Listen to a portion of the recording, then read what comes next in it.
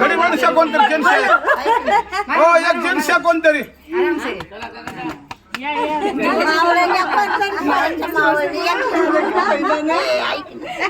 हातामध्ये घ्या आता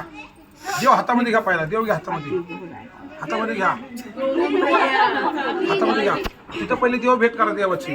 हा मग सगळ्यांना असं हातामध्ये सगळ्यांनी दर्शन घ्यायचं असं असं तिथं देव भेट करा तिथं देव आव देव घ्या कोणी देव घ्या कोणी